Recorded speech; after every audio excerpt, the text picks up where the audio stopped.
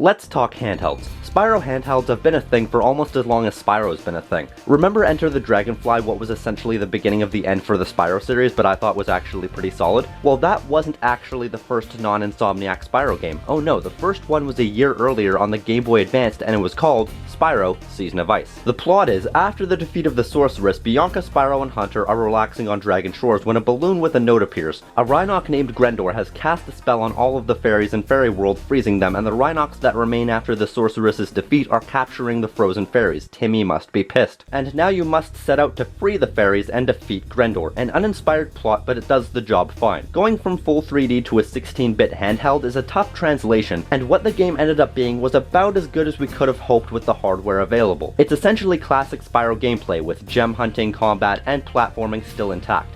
At its base level, it's a very solid game. At its base level. Translating classic Spyro gameplay into an isometric angle couldn't possibly work 100% because there's a lot of things that are lost in translation, such as collection. In earlier games, you really didn't need to have a direction because there was no draw distance, and so you could just do a 360 to figure out where you need to go. But in the isometric angle, you can't see 15 feet in front of you, and so the collection is much more arduous. Then you have the platforming. Again, with an isometric angle, it's harder to tell the distance between you and an object. There's a lot of verticality, and so the depth perception is a bitch. Is that ledge right in front of you, or is it further down and in the background? You can never tell, and if you miss, instant death. Bullshit. And then you have the combat. Once again, it's worse because with the controls the way they are, you can't be sure if you're going to hit an enemy or if you're aiming slightly left or slightly right. And chances are they're going to hit you before you have a chance to hit them. And sometimes enemies can come from off screen and hit you because you can't see far enough in front or behind you. So all three of the major gameplay mechanics take a massive hit, all because of the move to an isometric angle. An angle that really should be reserved for things like XCOM and Diablo. So is Spyro Season of Ice a bad game? Not necessarily. I can overlook a lot of its flaws because the base gameplay is good enough on its own merits, but if I were to fix this game, there are 3 simple ways to do it. 1. Have sparks always pointing to the nearest gem, that way the game can make up for its lack of ways to look more than 15 feet in front of you. 2. Have platforming not be an instant kill. A lot of games these days have a feature where if you fall off a ledge, you get teleported right back to the ledge you were just on. Some say it makes the game too easy, but if I can't see where I'm jumping to, I think it's a small price to ask. You can make it cause damage, just not be an instant kill. 3. Have a lock-on button. If an enemy is in range, have a way for me to kill him without having to calculate angles. There you go. I have just successfully fixed Spyro Season of Ice. Even so, I would still say it's a fairly enjoyable game on its own merits. The graphics are solid, it has a good length, music is enjoyable, gameplay is fine, just frustrating at times. Check it out if you must, but you may find the problems too overbearing to like it. Then you have the other 2 isometric Spyro games. First of all is Spyro 2 Season of Flame. In this story, after finally completing their vacation at the Dragon Shores, I swear Spyro's just been trying to go on vacation for 4 games now, but I digress. After arriving in the Dragon Realm, Spyro and friends are informed that an army of Rhinocs led by Ripto have invaded and taken all the dragonflies in the land, in turn taking away fire breath and all of the dragons, and so you must work to find all of the dragonflies, restore fire breath to all of the dragons, and defeat Ripto. A lot of the same problems still persist from the last game, but they've been subdued somewhat. The controls are tighter and there seems to be a better emphasis on manageable depth perception. The collecting is still a bitch and the combat can still be better, but overall it's essentially a better version of Season of Ice. It still has issues, but I can recommend it more than Season of Ice. Then we have Attack of the Rhinocs, a mildly improved version of Season of Flame.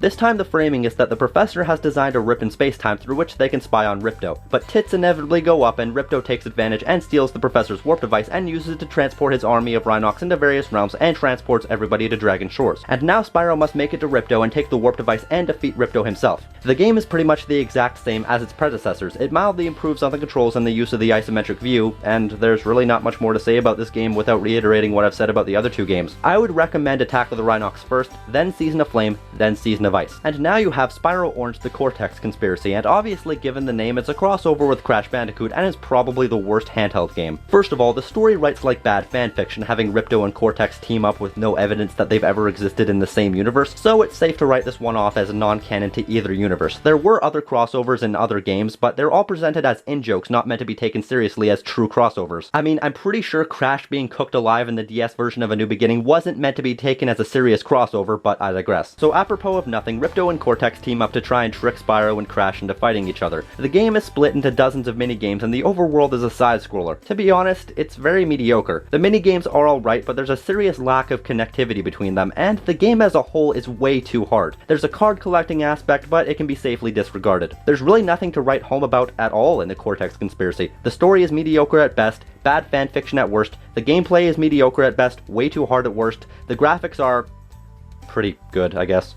The music is, well, I guess that's pretty good as well. Overall, I only put the game slightly above the Eternal Night out of obligation. It's a handheld game and it's probably non-canon, so I don't find it that offensive. An alright game, but pretty forgettable. And finally, you have 2005's Shadow Legacy, not only the final game of the Handhelds, but also the final game in the original Spyro continuity. The story is that after a vacation on the Dragon Shores, I swear to fuck a vacation on the Dragon Shores is becoming to Spyro what sleeping in is to The Legend of Zelda, and Spyro's friends leave him right before Spyro's magic training is set to begin. But suddenly, he and all of the rest of the dragons are transported to the Shadow Realm, but not just the dragons. Everybody in every realm is stuck in this dark alternate world, and so Spyro must go from land to land and save everybody from the Shadow Realm. The game is presented at an isometric angle, but is more central as opposed to the previous 45-degree angle. Thankfully, a few things have changed. First of all, falling off a ledge only does a bit of damage. Yeah, you have an upgradable health bar now. Not only that, but a magic meter, various items, and gems are no longer used for completion, but as currency. Whoa! Talk about shaking up the formula. Well, to be fair, a lot of these changes were present in the previous year's Hero's Tale, but that's neither here nor there. But the biggest change to the core gameplay is that this game is no longer a platformer, it's an action RPG with platforming elements. There are several different attacks, a leveling system, and magic spells, all of which are activated with the touchscreen. After all that, can this game even be called a Spyro game? Well, yeah, I think this game still has a lot of the identity of a Spyro game. The art style is just like previous games, the soundtrack is a bit crunched version of a Hero's Tale soundtrack, and you know what, I think that has in turn made the gameplay shine even more given the hardware. As you know, the previous game's biggest problems were that they were trying to translate classic Spyro gameplay into an isometric angle, but changing the gameplay into an action RPG helps the game shine given the perspective. However, Shadow Legacy does have its own problems. Hit detection is bullshit, when you die you respawn with 10% health, healing items are few and far between unless you buy them, and a lot of the side quests are just glorified fetch quests. But to be honest, I quite like this game. I don't know why. Maybe I find the story and the characters charming, maybe the idea of going from town to town freeing everybody and gradually upgrading yourself gives this game a satisfying progression. Maybe I like the fact that this game finally gives the Spyro universe a distinct layout, maybe I find the combat visceral and satisfying, or maybe I'm just nuts. All I know is that I quite like Shadow Legacy. But I do need to touch on what I think is the high point of the game. After you free Hunter's family, Cassie, Hunter's brother, blames you for everything that's happened and locks you and Hunter up. Doesn't that sound familiar? So you must escape and solve various puzzles, including transporting to the Shadow Realm to glide an extra long distance and use everything at hand to distract Cassie, cure Hunter's father Akelos' illness, and explain the situation to him to free Hunter. It's a really inventive portion of the game that requires precise timing and puzzle solving. It's really fun and shows what the game could have been. And while the game is fun on its own merits, especially when you unlock more magic spells and attacks and more enemies start showing up, I feel like the game could have been better. I love the world, I love when you see the many returning characters and the many charming new characters. Still no Allura.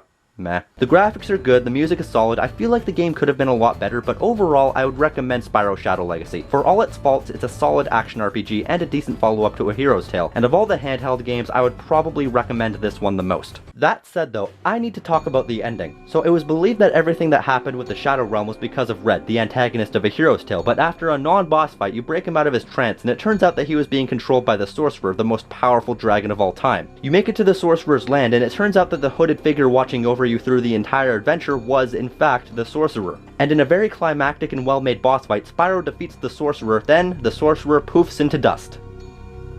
And then escapes. I had him on the ropes and I defeated him, but he escapes for no other reason than to set up the sequel that never happened. It even says after the celebration of the Sorcerer's defeat and the disappearance of the Shadow Realm that they began preparing for the Sorcerer's next move. How bullshit is that? There's no reason for there to be a sequel, the story played out and it ended, but in spite of everything, they have the Sorcerer escape for no reason when realistically, I defeated him and he shouldn't have been able to escape. What's worse is that the planned sequel that this was setting up got cancelled so Sierra could reboot the franchise. And that's this game's biggest flaw. It's the last game in the original Spyro continuity that started out with Insomniac Games, and it ended with a weak-ass sequel hook that will never be resolved. And that's just horse shit.